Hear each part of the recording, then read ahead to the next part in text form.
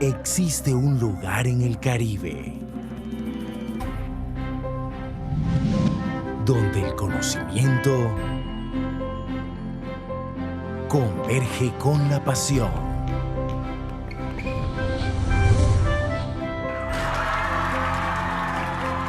Donde se agudizan los sentidos y la creatividad alcanza metas inimaginables. Un lugar donde se revive la historia y se rompen las barreras para hacer ciencia. Donde la poesía se convierte en movimiento y las ideas empiezan a tomar forma. Un lugar donde la naturaleza, la tecnología y las personas se conjugan y te hacen único para toda tu vida. En donde se forman líderes visionarios, personas que transforman vidas mediante la educación. Un lugar desde donde se mira el pasado con gratitud y el futuro como un reto. Existe un lugar en el Caribe colombiano en donde te acompañamos a escribir tu historia. Conócenos. Universidad del Norte. Conoce la maestría en Educación de la Universidad del Norte y accede a docentes con formación internacional y doctoral, misiones académicas, cotutorías internacionales, asignaturas blended, tesis focalizadas en nuestros 10 énfasis aprobados por el Ministerio de Educación Nacional y homologable un año con el doctorado. Estudia la maestría en Educación en la Universidad del Norte. Conoce la maestría virtual en Educación mediada por TIC de la Universidad del Norte, con flexibilidad para la formación en todas las áreas disciplinares.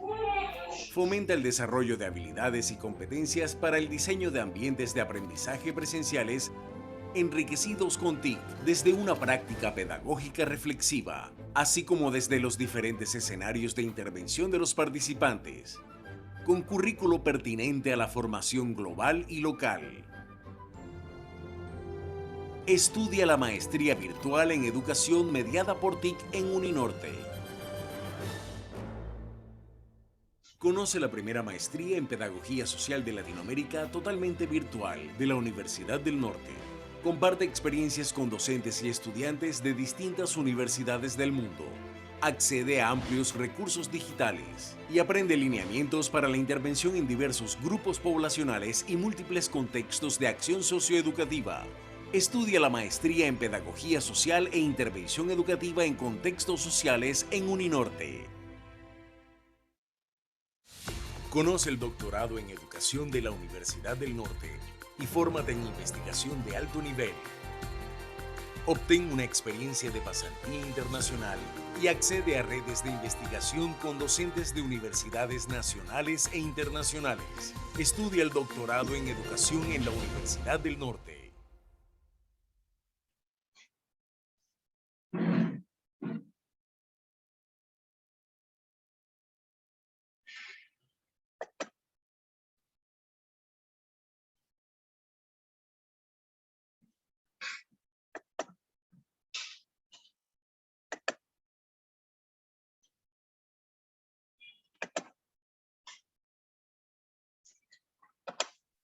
Hola, buenos días. Desde la Universidad del Norte nos sentimos muy complacidos de contar con su participación en esta conferencia que hemos preparado especialmente para ustedes.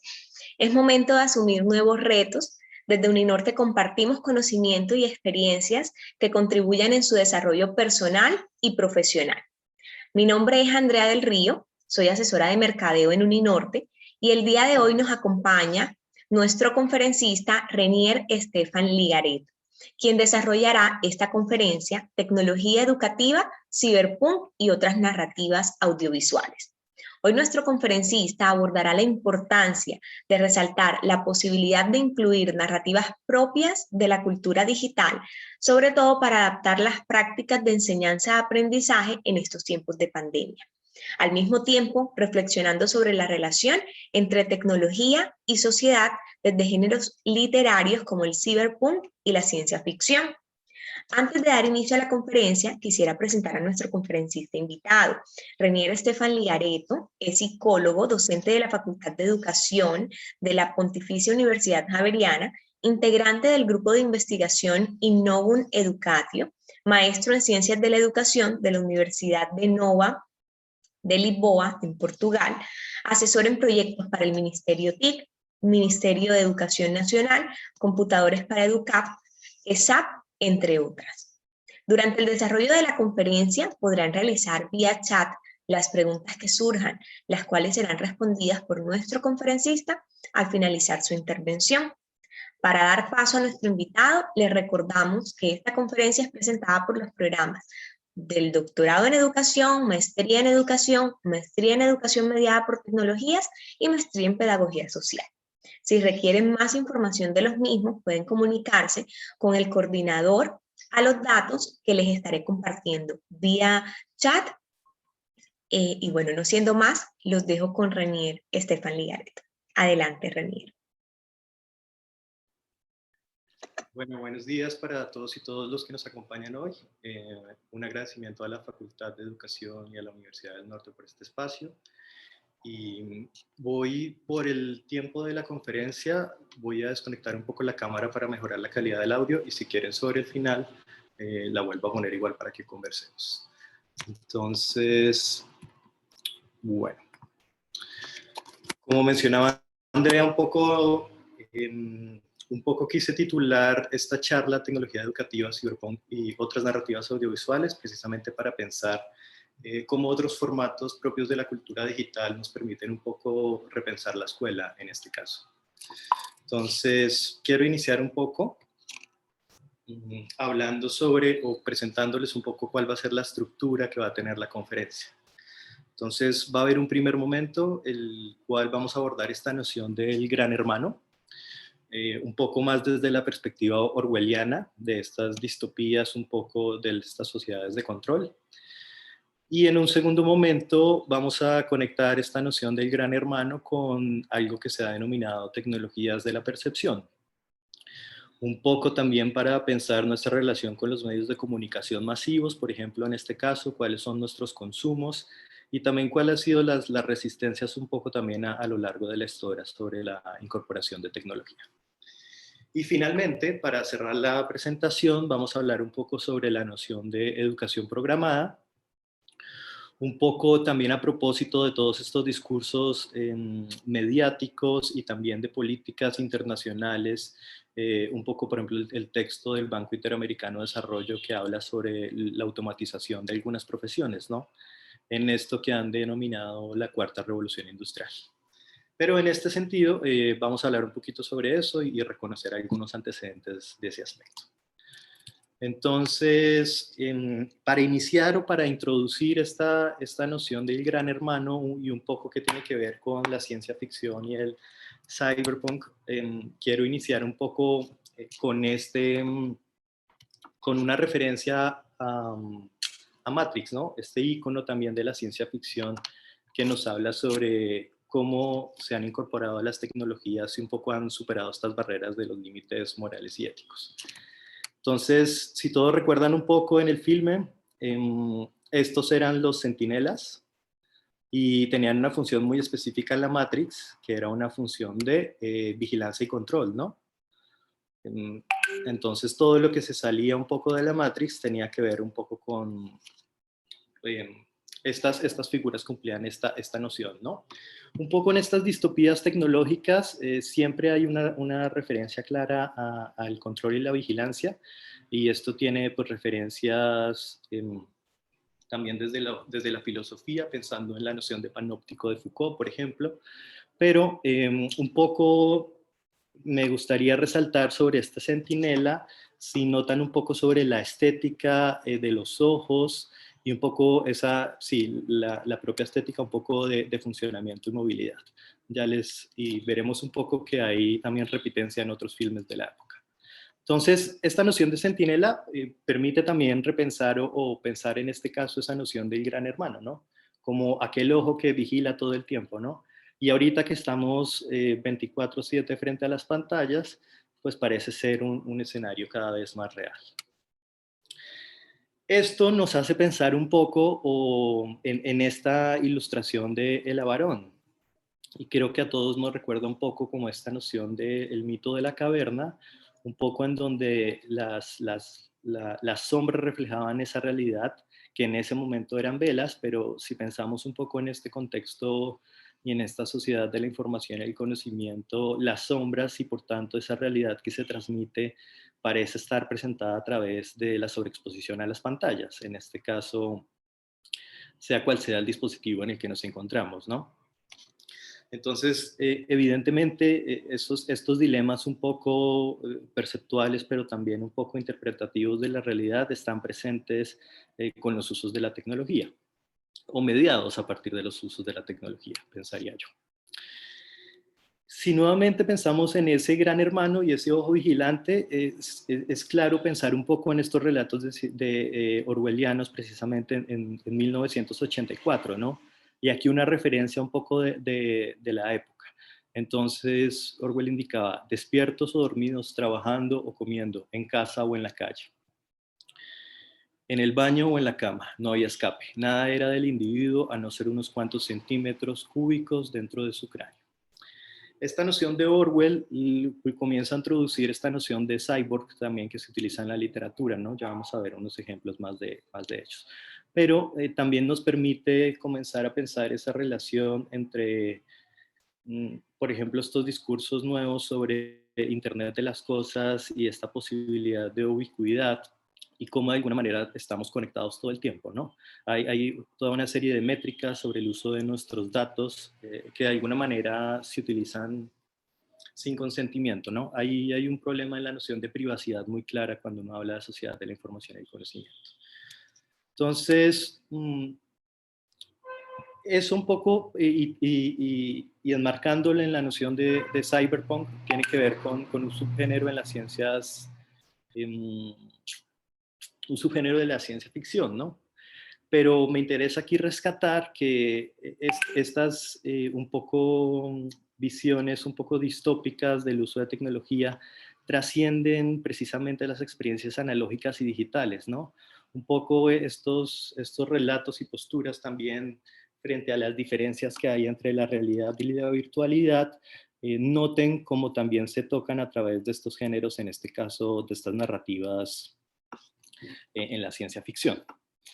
Entonces, en ese escenario donde lo analógico y lo digital no se entienden como contraposición, sino se entienden como, como una posibilidad y como una manera también de expandir la percepción, lo vemos reflejado a través o lo podemos ver a través de diferentes filmes de la época también, ¿no? Un poco aquí traía el primero, que también es un clásico de Kubrick, Odisea en el espacio, pero sobre todo que este filme de ciencia ficción creo que, lo traigo a colación mejor, un poco por esta noción de HAL, ¿no? Que es precisamente este ojo que ven al fondo, que al final es la inteligencia artificial de la nave, ¿no? Y un poco aquí podríamos, sin generar spoilers de la película, pero aquí evidentemente podemos pensar en las leyes de la robótica de Asimov, ¿no? Da para unos primeros elementos. Como referencia, Matrix es del 99 y esta es del 68, ¿no? Pero entonces noten que el 68 ya se utilizaban elementos de referencia a inteligencia artificial, un poco trascendiendo estas dinámicas frente al analógico y lo digital. La segunda es Ghost in the Shell, un poco porque precisamente tiene elementos muy similares o tiene elementos comunes con Matrix en la medida de cómo se está pensando la relación con el uso de tecnología. Con la claridad de que Ghost in the Shell es anterior a Matrix, porque si notarán era del 99 y este es del 89, que también comenzó con un cómic. pero un poco guarda similitudes en este caso pensando en esas narrativas estéticas. Y si recuerdan un poco, en Matrix la manera de conectarse precisamente a la Matrix era por la parte de atrás de la nuca. Este elemento es referencia a este anime de Ghost in the Shell, ¿no? Entonces, aquí uno puede encontrar no solo referencias narrativas, sino también estéticas sobre cómo se han visualizado estos mundos donde la tecnología tiene un uso transversal en este caso. Dark City, que también es del 98, un año atrás de Matrix. Si notan al final, todos estos filmes obedecen también a un contexto social, histórico y de época, ¿no? Pero Dark City tiene que ver un poco con, o la rescato, es un poco frente a la noción de lenguaje audiovisual que se comienza a utilizar en la época. Si ustedes, los que no conozcan o no hayan podido ver Dark City, la recomiendo en la medida que uno puede identificar algunos elementos de encuadre frente a los efectos que también generaban en este filme, que son muy similares a cuando ve Matrix, la primera del 99, ¿no? Entonces, aquí, por ejemplo, pasa algo en la ciencia ficción que nos habla ya de la cultura digital en nuestros tiempos, ¿no? Y tiene que ver, por ejemplo, con esa noción de remix. Y esa noción de remix está conectada con estos también conceptos de creatividad e innovación, ¿no? Como algo disruptivo nuevo o por el contrario con algo que se alimenta de otros elementos y otras ideas más cercano al remix y que por tanto plantea soluciones más de tipo contextuales. En ese sentido, un poco vale la pena rescatar este filme que también utiliza muchos elementos de Matrix y nos permite pensar también o identificar que efectos de estas películas han sido utilizados de manera muy similar por otras, tanto escenas también, y que en esa medida también nos hace cuestionarnos precisamente sobre esa noción de innovación, ¿no? Que marca algo como un elemento icónico en este caso. En el contexto de la cultura digital sería pensado más a partir del streaming, ¿no? Pero ya vamos para allá.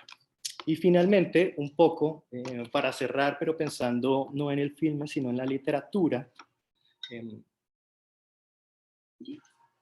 que también nos habla sobre la ciencia ficción y los usos que hemos tenido sobre tecnología. Aquí hay una referencia y es de Gibson, Neuromante, y la traigo un poco de estos géneros de ciencia ficción es porque en Neuromante son esos primeros acercamientos para comenzar a hablar de la noción de ciberespacio.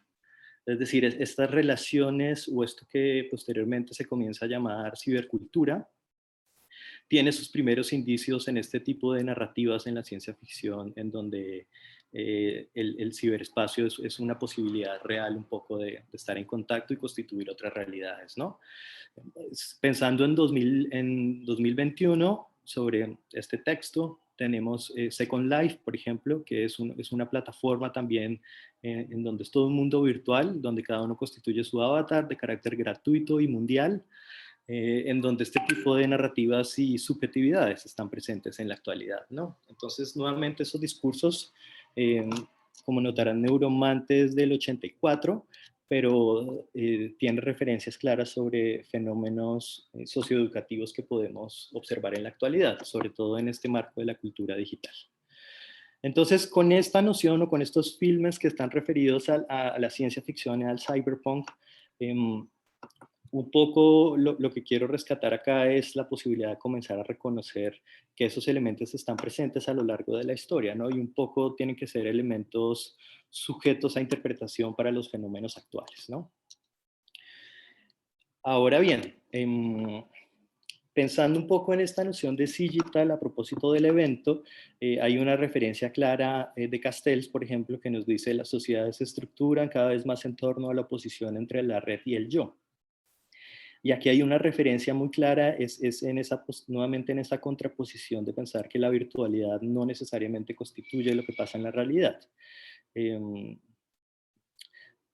Y para este caso, por ejemplo, si pensamos en elementos, no sé, contextuales o de nuestra práctica cotidiana, puede que uno encuentre estos discursos más radicales sobre la década de los 90, cuando inició Internet. En la actualidad, por ejemplo, para cualquier proceso de selección, un poco para contrastar lo indicativo en estas pruebas proyectivas que utilizan en psicología, pues hay también una referencia a revisar los usos de las redes sociales, ¿no? Hay infinitos casos en donde elementos que están presentes en las redes sociales como una esfera pública, entre comillas, también constituyen o inciden de manera directa en nuestras prácticas cotidianas, en nuestro día a día. Pero esta, digamos, contraposición de pensar entre la red y el yo también nos habla de las subjetividades, ¿no? De cómo esta noción del hipertexto, por ejemplo, y cómo esos precisamente agenciamientos y relaciones de poder están presentes y nos permiten de alguna manera configurar realidades. Un poco sumándole a esta referencia de Castells, hay otra de Levy, pero que me parece importante y que sobre todo ahí sí que quebranta con este paradigma sobre pensar esa dicotomía entre realidad y virtualidad. Es esta referencia a Levy, en donde nos comenta que el árbol está virtualmente presente en la semilla. Este es un elemento clave, pero sobre todo, con todo rigor filosófico, lo virtual no se opone a lo real, sino a lo actual. Y aquí este elemento es clave para pensar la relación entre tecnología y sociedad. Cuando Levy argumenta que hay una relación o hay una contraposición frente a lo actual, logramos de algún lado dar un paso al lado y dejar de pensar en esa dicotomía entre realidad y virtualidad.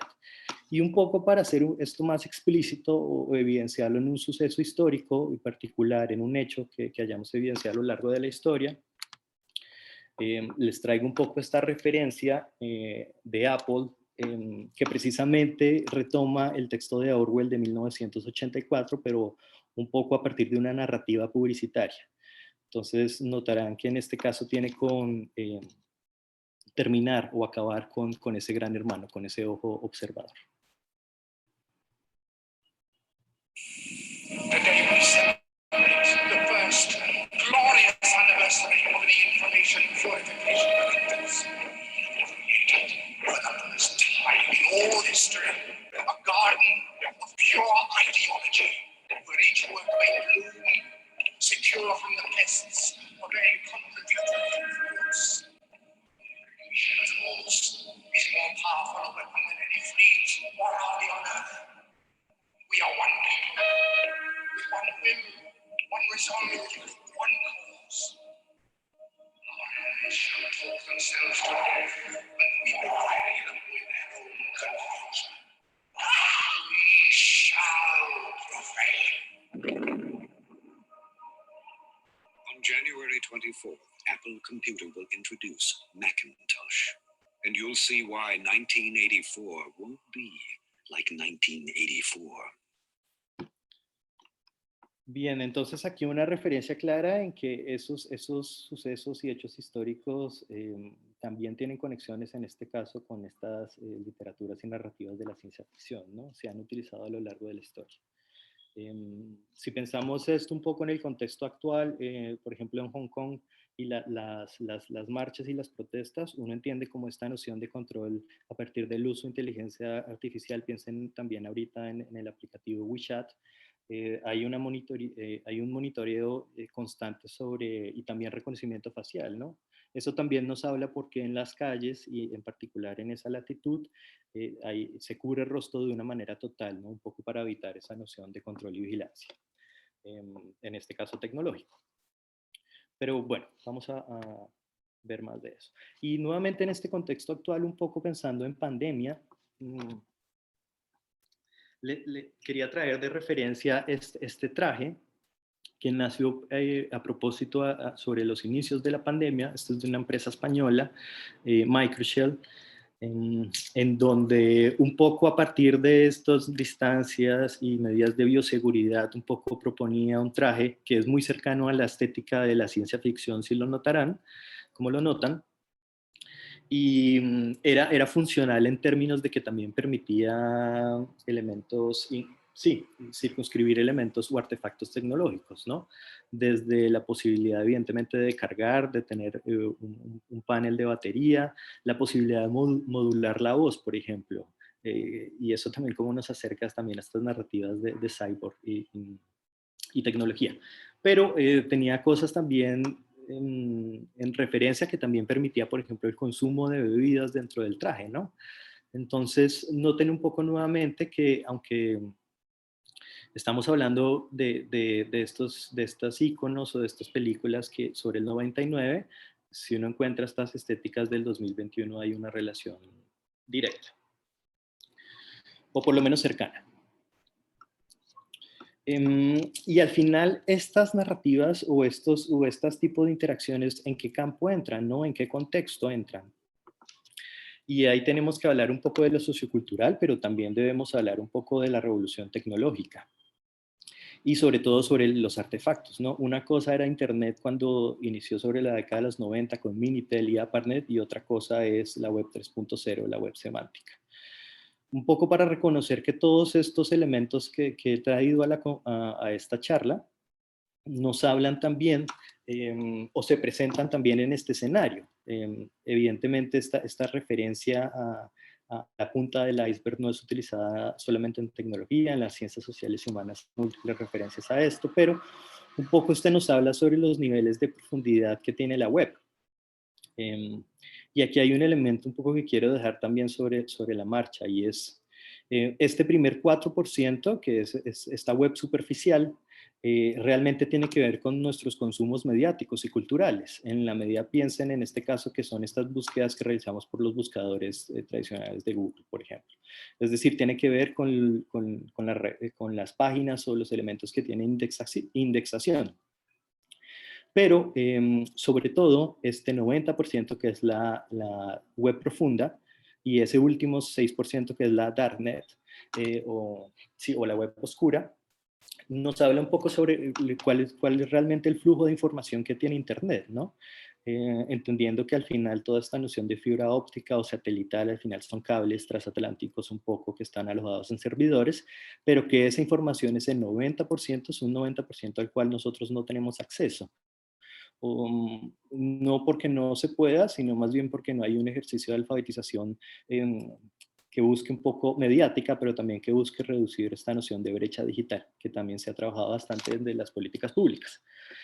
Pero, y este último, la web oscura, está un poco, o tiende un estigma porque está asociada a todas estas prácticas un poco delictivas en términos de tráfico de estupefacientes, y evidentemente estos elementos digamos, ocurren de manera referencial y directa en este tipo de web profunda, pero un poco quiero rescatar y un poco, sí, ayudar a limpiar, o si de alguna manera es el imaginario que gira en torno a la web profunda, en la medida que si pensamos, por ejemplo, en fenómenos sociales como la primavera árabe, por ejemplo, y esa posibilidad de, en este caso, utilizar otras redes para generar articulaciones, sinergias y un poco expandir esas redes precisamente colaborativas con diferentes fines.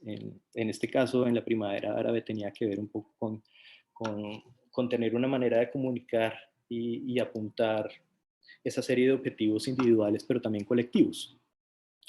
Y eso no fuera posible, o eso no es posible si no existiera la figura de anonimato en Internet.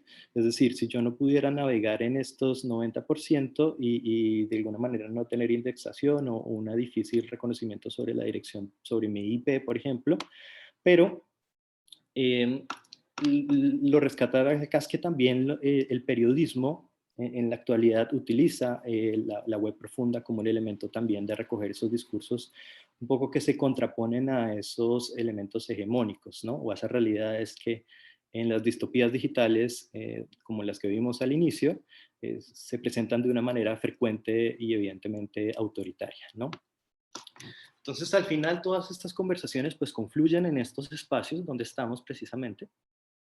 Y sobre todo nos hacen pensar en esta referencia un poco, pensaría que sobre el imaginario popular, que Internet es un mar de información, pero un poco yo pensaría que es un mar de información del 4%.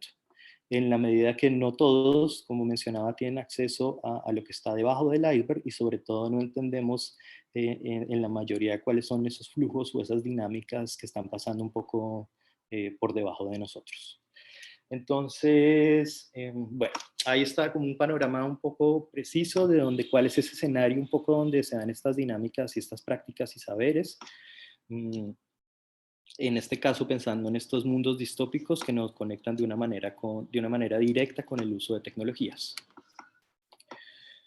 Y esto que mencionaba sobre la primavera árabe, lo podemos también encontrar o podemos encontrar referencias académicas al respecto, en la medida que nos presentan nuevas formas de construir conocimiento, ¿no? Cómo transita o cómo se modifica esta noción del pensamiento científico a lo largo de la historia, ¿no?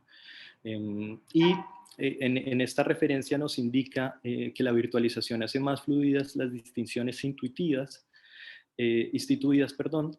pero sobre todo aumenta el grado de libertad. Y si piensan en esta noción de anonimato, en las marchas que refería sobre Hong Kong y la inteligencia artificial y el uso de WeChat, parece pertinente que aunque en esta parte del iceberg no tengamos mayor incidencia o no esté en la mayoría de nuestras prácticas, digamos que existan, este espacio permite estos cambios sociales que se dan cada vez de una manera más progresiva y gradual, ¿no? Ahí hay toda una referencia también, por ejemplo, a utilizar otro tipo de narrativas. Si piensan en la convergencia cultural de Jenkins, habla al respecto sobre cómo estos formatos y estas narrativas un poco transmediales también permiten comunicar de otro tipo de maneras, más sobre los tradicionales. Y al final un poco, quiero cerrar esta primera parte del Gran Hermano pensando si al final esto que llamamos virtualidad lo podemos seguir denominando o podemos seguir pensando que es simular la realidad a partir de todo esto que vimos, ¿no? No hay una respuesta para esto. O bueno, más bien hay muchas respuestas para esto, pero un poco nos permite pensar cuál es el escenario de fondo sobre el uso de tecnología en la sociedad, que desborda lo instrumental, sino que tiene que ver con pensar el artefacto cultural como una manera también de producir conocimiento.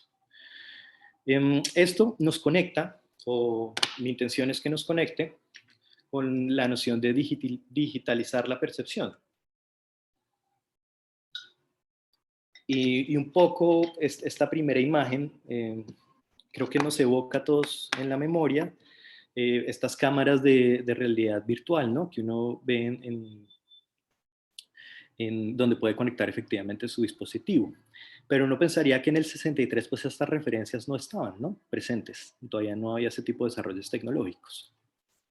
Pero por el contrario, si notan un poco las producciones, las producciones y prácticas culturales, buscan un poco, en este caso, trabajar esta noción de portabilidad que está tan presente en la tecnología. Sobre el 63 no tenía que ver con realidad virtual, pero sí tenía que ver con televisión inalámbrica, ¿no? Como la fuerza que tienen los medios de comunicación tradicional. Entonces aquí ya hay un indicio para comenzar a pensar esta noción de portabilidad y ubicuidad también a partir de los medios y las transformaciones.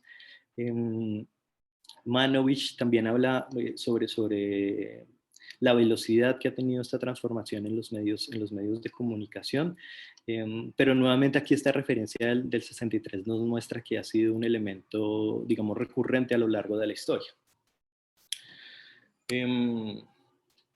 Y esta es una referencia un poco para pensar que todo disrupción o cambio tecnológico genera resistencias en la sociedad. Un ejemplo también de la época, sobre el 46, es Zanuck, el representante de 20th Century Fox, en donde decía: después de los primeros 6 meses, este aparato no se mantendrá en ningún mercado que logre captar.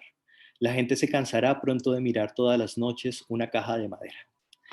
Y si pensamos en 20th Century en 2021, si pensamos que ya no es una caja de madera, si pensamos en todos los avances y revolución que ha tenido, pues nos muestra que hay una práctica de resistencia que es propia de la sociedad frente a la irrupción tecnológica, pero que con el tiempo se adapta. Si piensan en estos en el contexto educativo, pues la televisión no reemplazó al maestro. Pero sí hubo resistencias por parte de la comunidad. Entonces, aquí hay una referencia un poco histórica sobre esas propias resistencias, ¿no?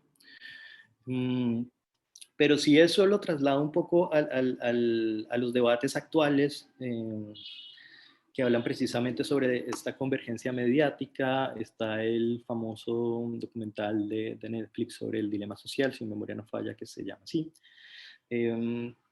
Nos habla en este caso o hace referencia a estas burbujas mediáticas, ¿no?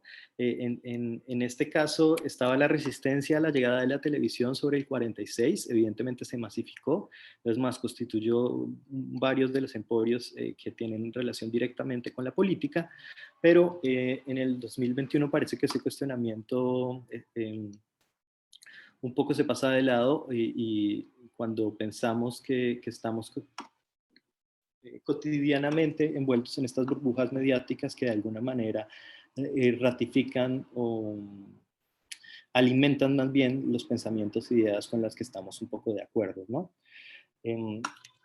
Ahí hay toda una posibilidad para pensar cómo estos elementos se pueden utilizar para generar, digamos, cambios en el sistema educativo, y vamos a ver sobre el final de la presentación algunas referencias a esto.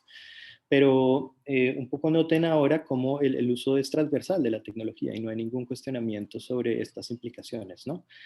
Claramente hay cuestionamientos sobre implicaciones legales en términos si piensan en el trabajo remoto o el teletrabajo, que era un poco esta misma disyuntiva que había entre educación a distancia y educación virtual o educación remota mediada por tecnología.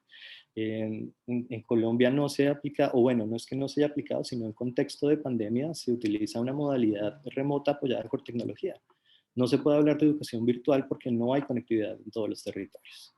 En 2021. En 2021 todavía hay escuelas que no tienen luz y no tienen agua. Entonces, este tipo de, en este caso de narrativas digitales, son un poco ajenas evidentemente a esos contextos, pero no por el contrario nos hacen pensar sobre los discursos mediáticos que están presentes en redes y en los medios de comunicación, en donde, por ejemplo, las tendencias de Twitter son un elemento constante de referencia en este tipo de narrativas periodísticas, por mencionar un caso en particular. Ahora, esta referencia precisamente es de Manovich y lo que nos dice es la forma en que la web ha evolucionado como medio de comunicación reproduce cinematográficamente toda la historia de los medios de comunicación.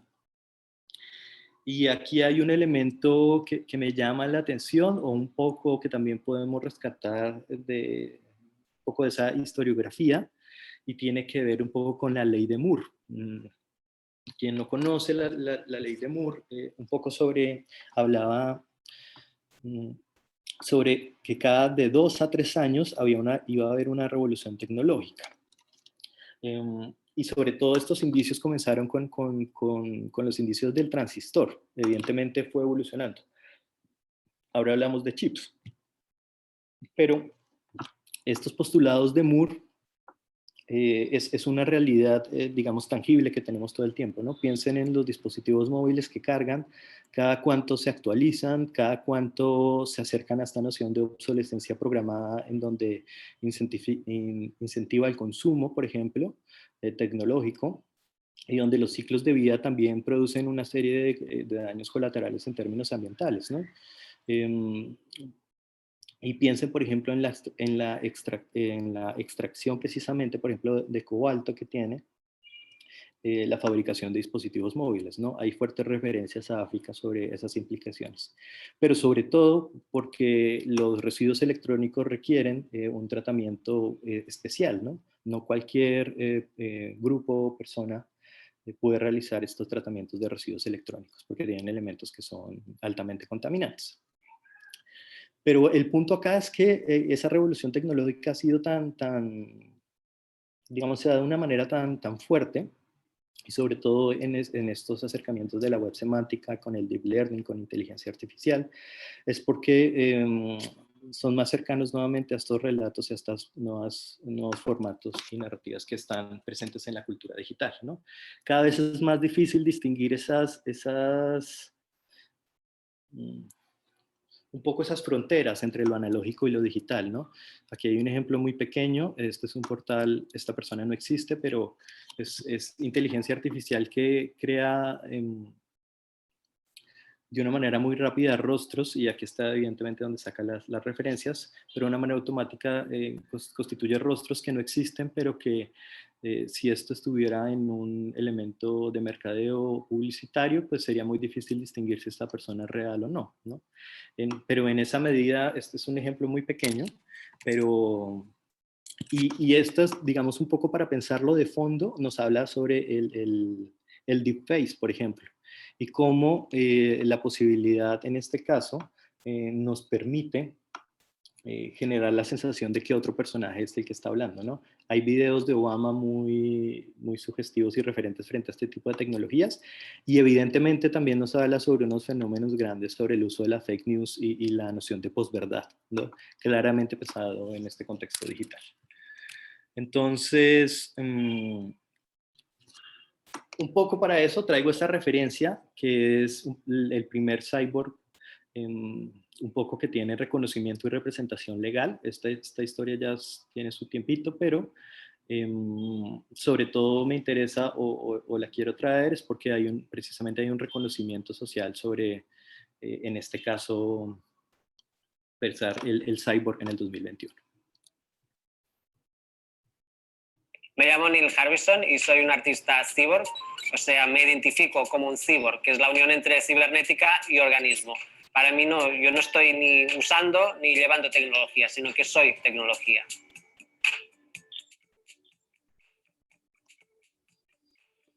Yo nací con una condición visual que se llama cromatismo, que es ver el mundo en blanco y negro, veo en escala de gris.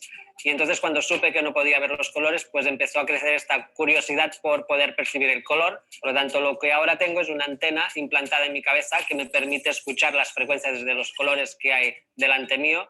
Y lo bueno de escuchar el color es que me permite percibir más colores que los visibles. Por lo tanto, va desde infrarrojos hasta ultravioleta. El ultravioleta me permite saber si es un buen día o un mal día para tomar el sol, porque si percibo que hay mucho ultravioleta, pues sé que me puede dañar la piel, pero entonces no tomo el sol. Mi objetivo es seguir ampliando la percepción del color a microondas, a rayos X, a gamma. O sea, la posibilidad es infinita, puedes seguir extendiendo tu percepción de la realidad. El momento en que noté que mi cerebro había cambiado fue cuando empecé a soñar en color. Al cabo de 5 meses de escuchar colores, el cerebro empezó a recrear el sonido del color. Por lo tanto, cuando sueño, pues el cerebro crea exactamente la misma sensación que lo que crea el software.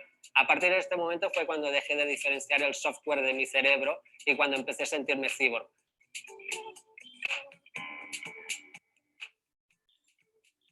Creo que ahora todos los humanos estamos en transición en convertirnos en cyborgs biológicos. Creo que ya muchísima gente ya es un cyborg psicológico. Se puede notar en el lenguaje. Por ejemplo, hace 15, 20 años la gente diría mi móvil no tiene batería. Ahora mucha gente dice me estoy quedando sin batería. Este sentido de decir me estoy quedando sin batería como si tú fueras el móvil ya es una señal de esta unión psicológica entre la tecnología y nosotros. Ya estamos empezando a perder la diferencia entre qué somos nosotros y qué es la tecnología. En 2010, Moon Rivas y yo creamos la Fundación Cyborg, que es una fundación que quiere ayudar a los humanos a convertirse en cyborgs. También queremos promover el ciborguismo como movimiento social y artístico. Y entonces también defendemos los derechos de los cyborgs. Vamos a crear esta compañía que va a crear sentidos. También vamos a hacer un llamamiento a personas que quieran convertirse en cyborg en los próximos 12 meses para poder crearles los sentidos. Y vamos a empezar con 3 sentidos seguramente, que va a ser la retrovisión, que es tener sensores detrás para poder percibir qué hay detrás. Sentido eléctrico-magnético, que te permite, por ejemplo, detectar dónde está el norte. Hay animales que tienen este sentido. Y el otro sentido es la oreja infrasónica, que nos va a permitir percibir sonidos que son más bajos de frecuencia que nuestros oídos pueden percibir.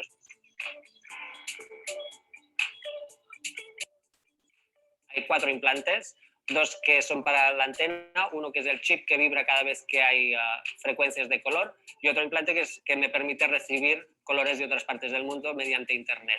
Y el hecho de usar Internet pues también me permite conectarme a satélites como el International Space Station y de ahí pues puedo percibir colores que son del espacio, por lo tanto puedo percibir un rango de colores que no llega a la Tierra.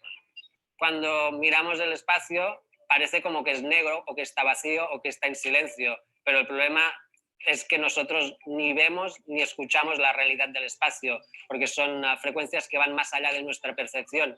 Lo que pasa es que si amplías tu percepción, pues el espacio de golpe está lleno de color, pero llenísimo de color y lleno de ruido. De momento el Internet se está usando como una herramienta de comunicación o para informarse de cosas, pero usar el Internet como un sentido es lo que me interesaría explorar a fondo.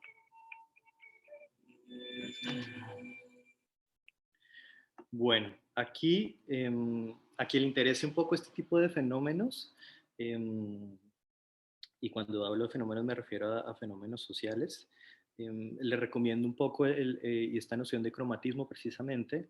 Le recomiendo también los textos de Oliver Sacks, un antropólogo en Marte, ¿no? Hay referencias un poco también sobre cuáles son los antecedentes de este tipo de fenómenos. Y bueno, en este caso una versión de conjunción entre tecnología. Pero este cyborg, por ejemplo, también uno lo encuentra en las referencias o el manifiesto transhumanista, ¿no? Que también noten que es sobre el 78. Tiene varias referencias al transhumanismo, pero aquí solo quise traer esta, que me dice que el transhumanismo defiende el bienestar de toda conciencia, sea de los intelectos artificiales, humanos, animales o no humanos. Y esto, si lo pensamos en la escuela o en las teorías del aprendizaje, se conecta con los principios conectivistas, ¿no? Esta posibilidad de trabajar en red, por ejemplo, y que los nodos no necesariamente constituyen personas, pero también constituyen artefactos, en este caso tecnológicos o mediáticos. Entonces aquí ya encuentro uno también similitudes entre, en este caso, estos dos escenarios y estas dos narrativas, que en principio parecen distintas, pero nuevamente encuentran escenarios de convergencia. Y este manifiesto transhumanista, que también hay un libro de Diegui que aborda muy en detalle las particularidades del manifiesto, también recomendado. Quise traer también esta referencia sobre el 2016 también, ¿no? Y un poco como en este caso hay todas una serie de iniciativas que nuevamente generan esta conexión, esta relación entre tecnología o esta noción de transhumanismo, ¿no? Como una posibilidad que la tecnología superará todos estos limitantes que se dan a partir de esta predisposición biológica evolutiva, pero que también superarán estos discursos en términos de extender o expandir, en este caso, la conciencia, ¿no? Todavía estamos muy lejos de eso, pero uno evidencia nuevamente iniciativas y creo que esto es un ejemplo que podemos ver sobre el 2016. Y un poco también, pero aquí quise referenciar un poco, más bien pensar las relaciones entre tecnología y género, y porque también hay relatos que nos hablan sobre las diferencias de género para el acceso a la tecnología. La Fundación World Wide Web tiene varios estudios que indican que la manera en que acceden hombres y mujeres a la tecnología también genera desigualdad, y sobre todo piensen en esta noción de conectividad que hablaba anteriormente, en el territorio, en lo urbano, pero también en lo rural, ¿no? En esto que se llama la Colombia profunda. Pero bueno, esta noción, este texto del manifiesto Cyborg lo traigo un poco de referencia porque precisamente utiliza esta serie de narrativas, un poco también desde la sátira, pero Haraway habla sobre cómo esta noción de feminismo existencialista, si memoria no falla, o esencial, un poco rompe esta noción del género en la medida que el cyborg no tiene estos dilemas, ¿no? Claramente está desde la sátira, como indico, pero nuevamente es una referencia en cómo en la literatura estos discursos tecnológicos también cobran más sentido a propósito pues de todos estos discursos que están presentes en esta sociedad de la información y el conocimiento. Entonces, bueno, otra referencia aquí de digitalizar la percepción. Finalmente, y con esta última parte voy cerrando, vamos a hablar de educación programada. Y un poco esta imagen, que también nos habla sobre un modelo de escuela tradicional, pero donde hay irrupción tecnológica fuerte. Creo que la primera noción que nos trae a la cabeza es como esta noción de tabula rasa, ¿no? Un poco si piensan en cómo estos libros prácticamente de una manera electrónica llenan todos esos vacíos que están todo el tiempo. Claramente aquí hay una postura didáctica muy clara, más desde el automatismo. Las prácticas de enseñanza-aprendizaje, pues en principio no cobran sentido porque no hay mediación del docente, ¿no? Aquí, ¿cuál sería la función del maestro o de la maestra en estos contextos formativos, ¿no? Con la claridad que hice antes sobre que realmente no aplicamos una educación virtual, sino mediada por o remota, acompañada por tecnología, en el contexto colombiano en particular. Entonces, esta primera ilustración nuevamente resalta o recalca que es un elemento histórico que se ha ido alimentando a lo largo del tiempo, en donde de alguna manera la tecnología suplanta en este caso la función docente. Y la noción de educación programada obedece más una noción cognitivo-conductual, que también tiene eco en la literatura. Y digo con la literatura, perdón, me detengo acá, porque si revisan, por ejemplo, Walden 2, por ejemplo, y las posturas que tendía Skinner sobre cómo en este tipo de sociedad se constituían las prácticas de enseñanza y aprendizaje, eran elementos, de cuidado de colectivos. Entonces la paternidad no era asumida por una sola persona. Pero bueno, eso creo que nos demoraríamos más si nos vamos por ese camino.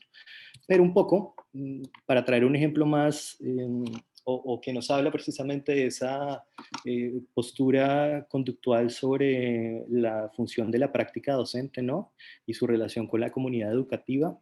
Aquí está una referencia de Gandara que nos dice en su momento que vieron en CAT, que fue un sistema de cómputo, vieron la computadora una manera de ofrecer una instrucción sistematizada, predecible, reproducible de manera consciente, infinitamente paciente y capaz de dar retroalimentación oportuna. Esto último que está resaltado sobre infinitamente paciente y capaz de dar retroalimentación oportuna, pues es un llamado también a las propias prácticas de enseñanza y de estas mediaciones tecnológicas. Pero sobre todo nos permite reconocer nuevamente que toda revolución tecnológica también de alguna manera ha buscado automatizar algunas prácticas. Es decir, todos estos discursos de la cuarta revolución industrial y la automatización tienen estos elementos o estos antecedentes que debemos reconocer como un ejercicio, como una práctica histórica también. Entonces, estos sistemas evidentemente se propusieron desde mucho antes, no tuvieron un buen resultado, si no estaríamos aquí conversando, porque ya seríamos reemplazados todos, pero nuevamente estas narrativas están presentes a lo largo de la historia. Y esto lo conecto con un texto de Freire, un poco para pensar es el sentido de la educación y la práctica un poco libertaria o emancipatoria del pensamiento, y traigo referencias de un libro que Freire se denomina Extensión o Comunicación, y hay dos referencias al texto que nos dice jamás puede ser neutral la educación, y el otro no es posible enseñar técnicas sin problematizar toda la estructura en las que se darán esas técnicas. Si pensamos en esta última, tiene que ver con no podemos generar incorporaciones tecnológicas si no reconocemos sus antecedentes, pero también sus implicaciones políticas, sociales, económicas, de género y educativas, pedagógicas en un sentido amplio. Entonces debe haber un sentido para la mediación tecnológica en las prácticas de enseñanza y aprendizaje. Pero también nos habla que la educación no puede ser neutra en la medida que la institución representa una institución social. Y esa institución social pues regula una serie de dinámicas propias de una sociedad de la información. En esa medida pues parece que está en una disyuntiva entre adaptarse a los cambios y y estos nuevos consumos sobre las nuevas generaciones, que un clásico ejemplo aquí también es esta noción de Prensky sobre nativos digitales, que utilizada también fuertemente en política pública, pero también nos habla y nos cuestiona un poco a la comunidad educativa sobre cuál debe ser el papel de la escuela, qué tecnologías se deben incorporar y sobre todo estas preguntas desde lo didáctico sobre el qué, cómo, el por qué, ¿no? Está en este caso una u otra tecnología. Bien. Claramente en los contextos donde tenemos tecnologías, si piensan nuevamente en esa Colombia profunda y en la ruralidad, pues este tipo de prácticas adquieren otra connotación. Pero bueno. Y un poco nuevamente, o para ya ir cerrando, traigo el manifiesto EduPunk, un poco a partir de precisamente el cyberpunk que estábamos hablando al inicio de la charla. Y esta es una experiencia de Pichitelli y de Scolari, si memoria no falla, y también nos habla de una serie de principios un poco construidos con la comunidad educativa. No son todos, yo solo rescato algunos y los voy a leer. Primero es las clases son conversaciones. El segundo sea hipertextual, multilineal, heterogéneo y heterodoxo. EduPunk no es lo que pasa en el aula, es el mundo en el aula, ¿no? Y esto a propósito también de todo este discurso mediático también sobre el uso de guías y cuáles son las preguntas pertinentes para trabajar en la escuela, ¿no? La siguiente, sus roles deben ser emergentes, polivalentes, invisibles. Eso nos llama al cambio como una manera constante y estos mundos distópicos, ese elemento está presente todo el tiempo. El siguiente es no sea televisión, no sea TV, interpele realmente lo que le rodea. Entonces, interpele su consumo cultural, su consumo mediático y a partir de ahí encuentra nuevas órdenes o maneras de relacionar. El siguiente es mezcle, se copie, se apropie, se curosee, juegue, transforme, haga, derrape. Y esto nos trae nuevamente esta noción de remix que mencioné sobre Ferguson, que la trabaja más sobre el tema musical, pero que evidentemente también nos habla sobre otros tipos de lenguaje audiovisual. En este caso, pensado en la ciencia ficción y el cyberpunk. Y finalmente, el último elemento del manifiesto, que me parece esencial y se conecta pues con el título de la conferencia, pues tiene que ver que al carajo la posición entre lo real y lo virtual. Un poco que esta disyuntiva entre que lo que pasa en la virtualidad no es lo que pasa en la vida real, debemos un poco superar ese discurso dicotómico y por el contrario nuevamente pensar que los desarrollos tecnológicos son artefactos de la cultura que nos hablan de momentos sociales, históricos y de producciones económicas particulares y que en esa medida debemos cuestionar y reflexionar sobre cuáles son esas implicaciones en la mediación de la práctica de la enseñanza y el aprendizaje. Y finalmente cierro con esta referencia de Barbero, que creo que nos invita a pensar en la transformación del sistema educativo en estos tiempos pandémicos. Y lo que nos dice es, lo que no cabe en la escuela son los nuevos modos de leer y escribir. Lo que no quieren aceptar ni las facultades ni los ministerios de educación, pues se sigue creyendo que lo único que leen son libros. Aunque los adolescentes lean muchos cómics, videojuegos, rock, que son nuevas formas de escribir. En consecuencia, pensar la ciencia ficción o el cyberpunk como posibilidades de tener competencias propias competencias digitales propias para reducir la apropiación y la brecha digital nos permite reconocer en este caso nuevas narrativas y nuevos discursos para pensar las maneras en que estamos enseñando y en que estamos aprendiendo en esta pandemia. Bueno, con esto quiero cerrar. Muchas gracias para todos. Les dejo igual mi correo electrónico y mis redes sociales si alguien desea entrar en contacto. Con mucho gusto.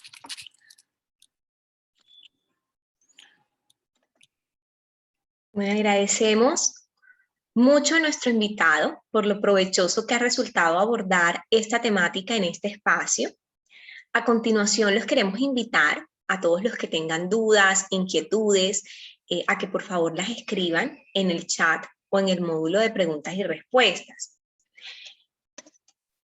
Recuerden, bueno, agradecemos a todos por participar y recuerden que esta conferencia fue ofrecida por los programas del Doctorado en Educación, Maestría en Educación mediada por Tecnologías y Maestría en Pedagogía Social. Los invitamos a seguir en contacto con Uninorte, conectados con nosotros, participar en las conferencias que hemos preparado para ustedes en el marco de esta jornada virtual de conferencias. Renier, nos piden en el chat tu correo. No sé si es posible dejarlo en la diapositiva que tienes, colocarlo unos segunditos para que todos puedan observarlo y tomar nota de este. Sin embargo, yo voy a copiarlo acá en el chat. ¿Listo? Para que todos puedan tomarlo.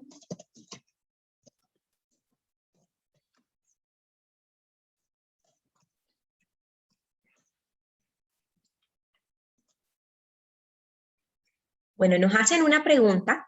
¿Qué supone la intimidad en estos momentos?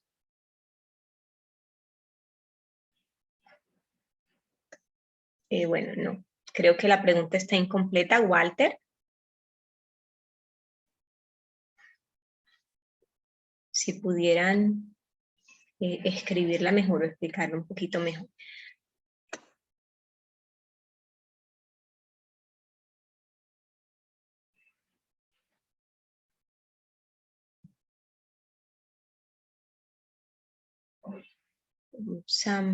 Samay, ya dejé en el chat las preguntas, el correo de nuestro conferencista invitado, ya lo pueden tomar. Bueno, Walter explica un poco mejor su pregunta. La intimidad en el sentido de su cambio tras la aparición de los diversos dispositivos mediáticos.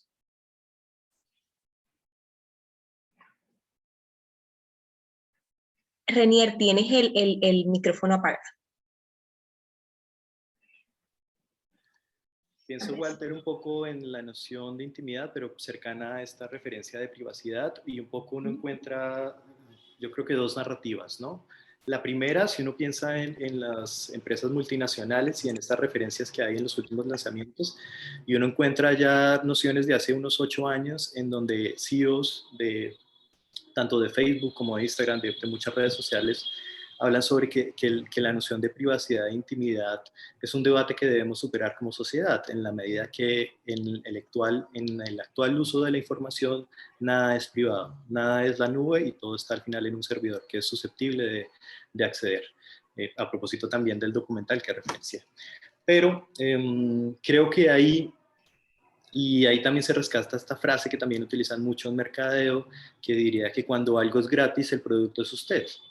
Y en esa medida un poco más allá es decir, para superar un poco el debate entre lo privado y lo que es íntimo o no, porque al final depende de las otras prácticas y relaciones que tenemos en estos espacios mediáticos y redes sociales.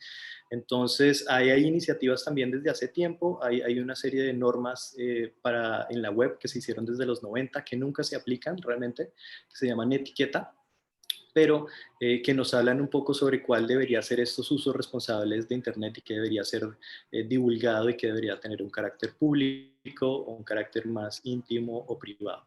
Pero pensar en la lógica que estar en las redes en este tiempo, siempre vamos a dejar una huella digital, ¿no? Ahí también, esta referencia también es clara y también es abordada a lo largo del tiempo.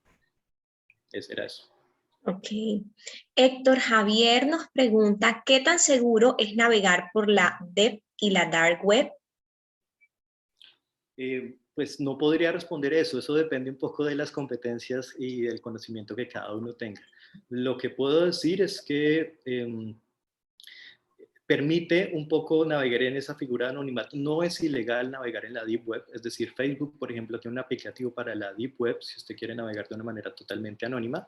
Facebook tiene un aplicativo, pero depende un poco de los consumos y nuevamente las prácticas.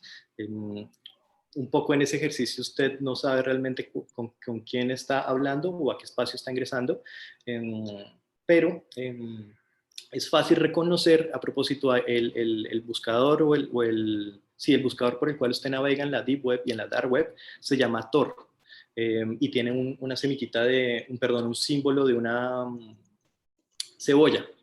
Y tiene que ver con que Internet son precisamente esas capas, y a propósito usted va pasando cada capa y en esta manera va profundizando también, y eso implica pues mayores niveles de riesgo, pero también mayor posibilidad de anonimato. Entonces un poco no hay reglas establecidas, depende de nuestra práctica. Ok. Bueno, Renier, no tenemos hasta el momento más preguntas. Agradecemos a todos los asistentes por aprovechar este espacio. Te agradecemos también a ti por aceptar nuestra invitación como Uninorte, por regalarnos conocimiento a través de esta conferencia. Y bueno, a todos los asistentes los invito a seguir conectados con Uninorte. Tenemos muchas más charlas de diferentes áreas del conocimiento en el marco de esta jornada virtual de conferencias. Recuerden que esta conferencia fue ofrecida por los programas del doctorado en educación, maestría en educación mediada por tecnologías y maestría en pedagogía social e intervención educativa en contextos sociales. En el chat también les dejé el link de HubSpot de nuestra coordinadora administrativa, Aide González, a través de la cual en el link pueden ingresar y agendar una cita con ella para conocer más sobre nuestros posgrados. Que tengan todos un muy buen día y muchas gracias por conectarse con Uninorte. Gracias, buena tarde para todos, buen día.